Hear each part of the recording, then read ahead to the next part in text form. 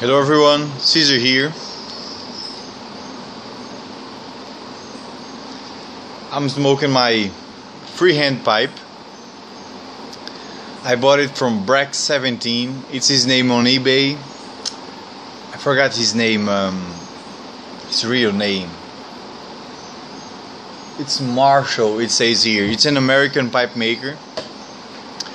This is my first and the only pipe that I got from the United States.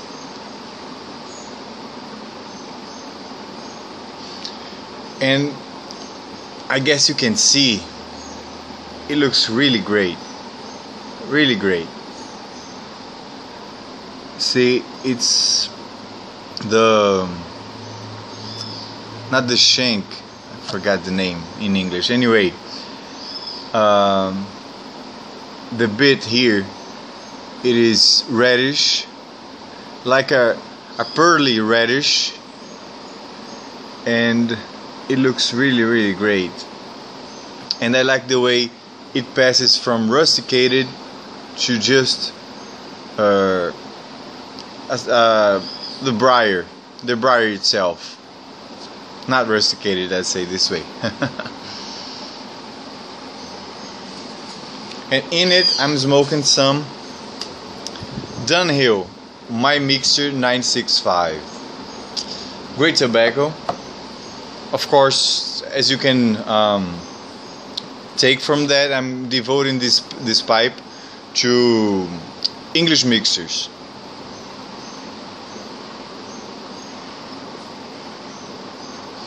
And what I would like to talk to you guys about is something I was just reading about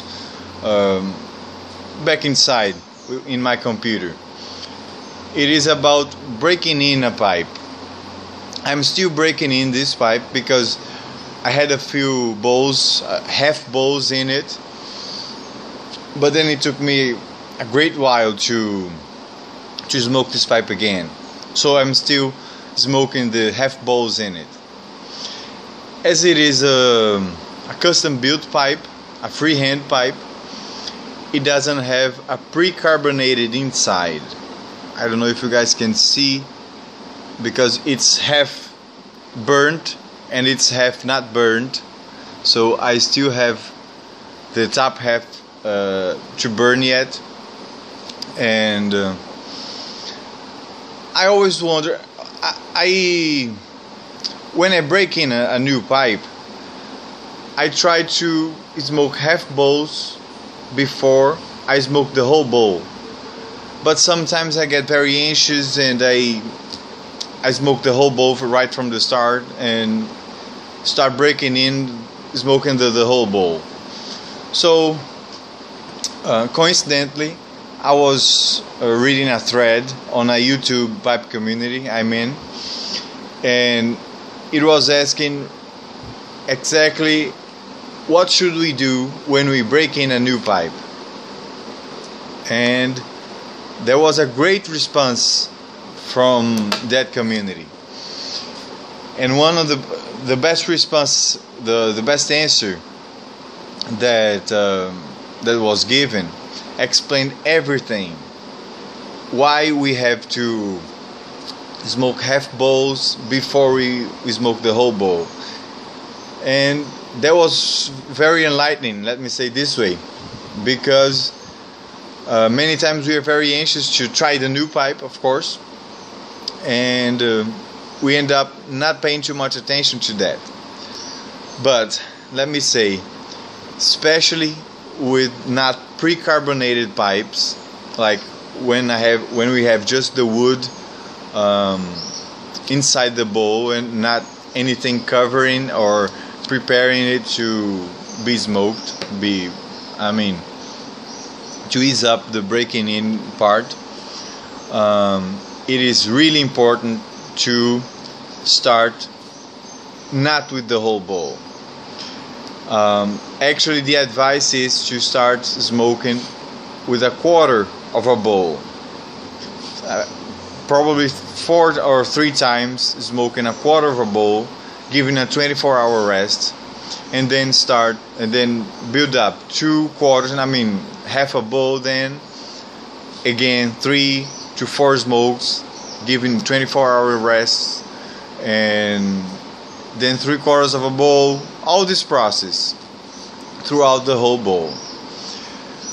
That is important because when we fill up the whole bowl, especially when we are puffers like me, I tend to give very strong puffs, and this makes the briar hot. Of course, I control myself not to make it too hot, but it's the way I smoke. It ends up being a little hot, not too hot that I can't hold it, but hot. I can feel it in my hands. So when we do that with a pipe that isn't prepared, that isn't broken in, we end up damaging the briar, and that over there, it says a lot. I mean, we all want to take care of our pipes and make sure that it's gonna last a great while, if not our whole lifetimes. So it is important to pay attention to that.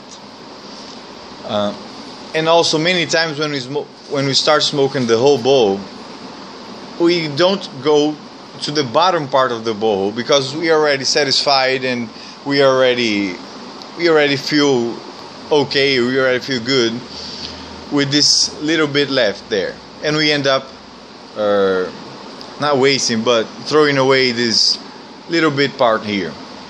So this ends up not creating a very good cake, a very good how can I say, a very good carbonated part inside the bowl. And also, when we end up smoking very hot with a bowl that isn't prepared to receive all that heat, the little bit flaws, the little flaws that we have in every pipe, mostly, we end up being larger. I mean, we take that little bit of a flaw and we make it a greater flaw, and it keeps being how can I say, it keeps being greater, it keeps growing. So that, there you go, we have a little bit of flaw that it's natural, then we make it a big flaw that it will end up being bad for your pipe and for your smoke. So this pipe, as I don't have that pre-carbonated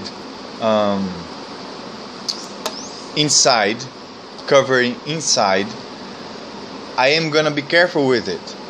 I have also a Tom Phillips pipe, which is it's a poker. It's a very, very nice one.